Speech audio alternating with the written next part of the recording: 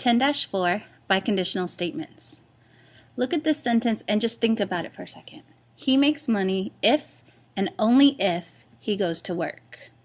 If and only if means that both statements are true. If he makes money, then he goes to work. And it also works going backwards. If he goes to work, then he makes money. If and only if means that both sides, the hypothesis and the conclusion, are true.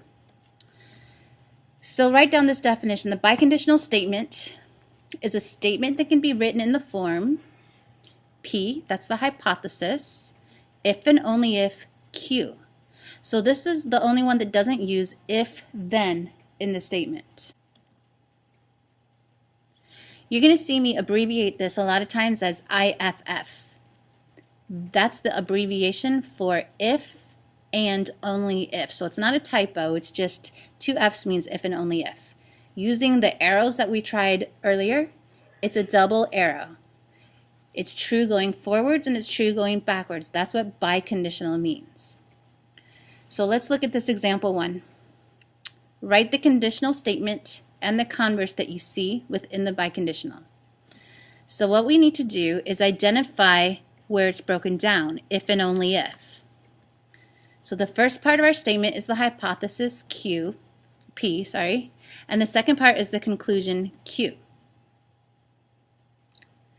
So all you have to do is for the conditional, you read it going forwards, going this way. For the converse, you go backwards and you read it this way. So let's read it for the conditional first. Conditional uses the words if something, then something. So the conditional would say, if two triangles are congruent, then they are equal. If two angles are congruent, then they are equal. That's the conditional, reading it forwards. Hit pause if you need to write that down and then come back to your notes. The converse reads it backwards. If they are equal, then two angles are congruent. So you can just take this one and reverse it. If angles are equal, then they are congruent. So copy down what the converse would be. Hit pause if you need to. So you can see that the biconditional statement uses if and only if in the middle, but it can be broken into two regular statements, conditional and converse, one reading forwards and one reading backwards. So look at example 2. For each conditional, write the converse and then turn it into a biconditional statement. All right, so if points lie on the same line, that's my hypothesis, that's P. If points lie on the same line, then they are collinear. That's Q. Collinear means same line.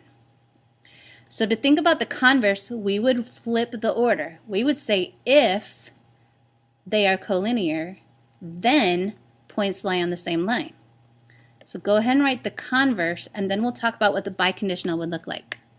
So the converse just takes the sentence and turns it around. Hit pause if you need to copy that down, and then come back. The biconditional is going to take P and Q and split it with the words if and only if. That's what biconditional does. So P stays the same, Q stays the same, we just put if and only if in the middle. So I'm going to say points lie on the same line, that's my hypothesis, and I'm going to say points are collinear, and to make it biconditional, I'm just going to put if and only if in the middle. So here we have it.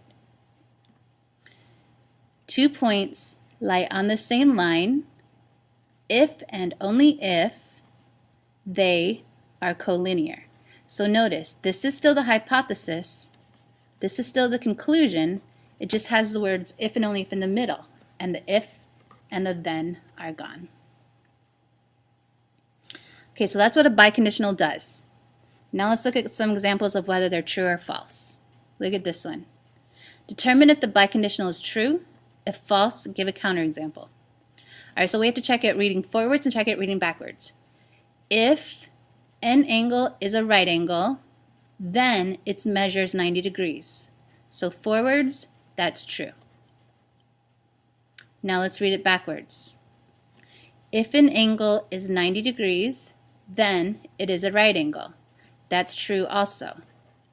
So since it's true both ways you read it, the biconditional is true. An angle is a right angle if and only if its measure is 90. That's going to be true no matter what. For letter B, let's try it forwards. If y is -5, if you have a number that's -5, then when you square it, you get 25. Y squared is 25. That's true. Going forwards, it's true. If y is -5, then squaring it gives you 25. Now let's try it backwards. If y squared is 25, then y must be -5. That's false. If y squared is 25, you have two possible answers, not just one. If you take the square root of both sides, you have y can be plus or minus 5. So there's something missing. That makes it false. It's not true in every case. So since reading backwards makes it false, then the whole thing is false. So you have to read it forwards, see if it's true, and you have to read it backwards, see if it's true. If both are true, then the biconditional statement is true. And the last one, example 4, is the easiest one of all. Write the definition as a biconditional. Use the words if and only if. All you have to do is identify the hypothesis and the conclusion and then put if and only if in the middle. So something is a triangle. That's the hypothesis. We're talking about triangles. And then what happens to those triangles? It's a three-sided polygon. Hypothesis is being a triangle. The conclusion is it's a three-sided polygon. So all we're going to do is put if and only if in the middle. A figure is a triangle. If and only if it's a three-sided polygon. So here's your hypothesis again. Still the same. It's being a triangle. Here's your conclusion. The only difference is that if and only if is in between them. So that means it's true to say if a figure is a triangle, then it's three-sided polygon. And read it backwards. If you have a three-sided polygon, then it must be a triangle. Both of those are true.